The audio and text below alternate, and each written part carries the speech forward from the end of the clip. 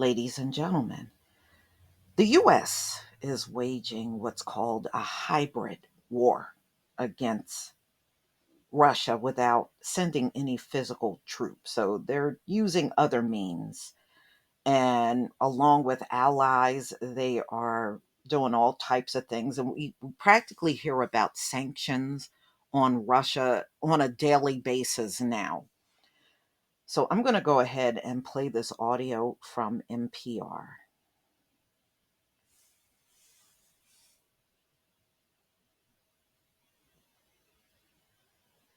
Support for NPR comes from the Corporation for Public Broadcasting, a private corporation funded by the American people. The US and Russian militaries both like to talk about something called hybrid warfare. It's a bit of a fuzzy term, but the general idea is to wage war on multiple fronts, as well as the conventional battlefield. The US and its allies are doing this now, perhaps on a scale never seen before, as they attempt to counter Russia in the war in Ukraine. NPR national security correspondent Greg Myrie is here to break this down. Hey, Greg. Hi, Juana. So let's just start with the basics here. How is the U.S. waging hybrid war?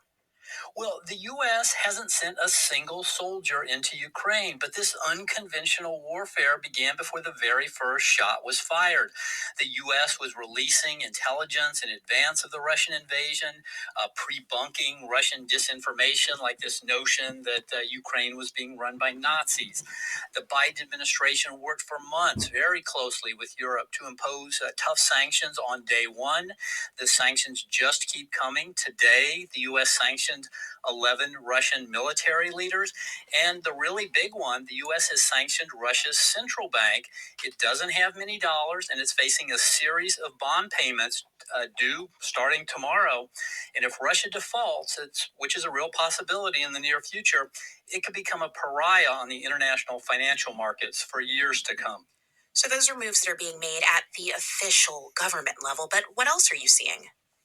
Well, on social media, the West is generating wave after wave of public support. I mean, every day we see these sympathetic scenes of Ukrainian civilians that are going viral. Contrast that with the Russians limiting social media, arresting thousands of protesters, punishing those who don't stick to the Kremlin's version of events. And another really important development, which was not certain at the beginning of the war, is all these major companies that have suspended or shut down operations. McDonald's, Apple, big airlines, big banks. And I spoke about this with Dmitry Alperovich. He's a Russia expert who heads a think tank, Silverado Policy Accelerator. Most of the impact is actually coming from Western companies that are unilaterally deciding to pull out of Russia. They're not getting, of course, their marching orders from CIA or the White House. They're doing that on their own. And that is what the Russians truly underestimated. They thought that this would be all driven top down, and it's actually bottoms up. So how then did this term hybrid warfare, how did it become a part of the military vocabulary? Yeah, it's got a pretty interesting history. It's this very elastic term, and really it seems like the first prominent person to start talking about it publicly was James Mattis, the retired Marine general and former U.S. Defense Secretary. He mentioned it in a 2005 speech, but didn't really go into details. And then in 2013, a senior Russian military official, General Valery Gerasimov, gave a speech on hybrid warfare. And he was actually talking about what he believed the West was doing to support uprisings around the world and how Russia might respond. But then when Russia invaded Ukraine using the Crimea Peninsula in 2014, using cyber attacks and disinformation and little green men in unmarked military uniforms, many started calling this Russia's hybrid war doctrine, though no such doctrine actually exists. All right, that's NPR's Greg Myrie. Thank you so much. My pleasure. So, ladies and gentlemen, this whole thing is getting interesting. I was looking at some news earlier this morning, and Poland seems to think they are Putin's target next after Ukraine. And they fear this because of all the help they had offered the people and the side they have taken against Russia. So we shall see. But no, I do not believe Putin is going to end with Ukraine. That's just the beginning. So they are doing what you call hybrid warfare without sending any physical troops. They have said that, this was going on even before there was an invasion. Now, we'll see what happens. I just happen to believe this is going to step up and become way bigger than what we're looking at. And, Putin is still standing firm on Ukraine being ran by neo Nazis. He is still standing firm on that. He hasn't budged. And, today I'm going to be doing a live stream on the statement that Volodymyr Zelensky made to Congress this morning. And it was quite interesting. He showed a propaganda video of, first it started out, it was some little white girl laughing and giggling, and then it turned into the death and carnage and everything that's going on over there.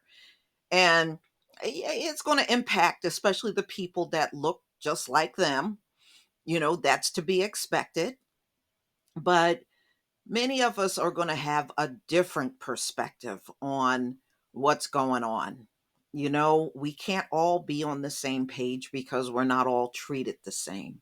And that is the truth. But I still say the only way you're going to get Putin out of Ukraine is a physical war. If you do anything shy of that, you're not going to get him out of that place at all. You're not, you know. And I saw last night he destroyed some more cities, and people are still trying to flee out of there. And the situation is bad.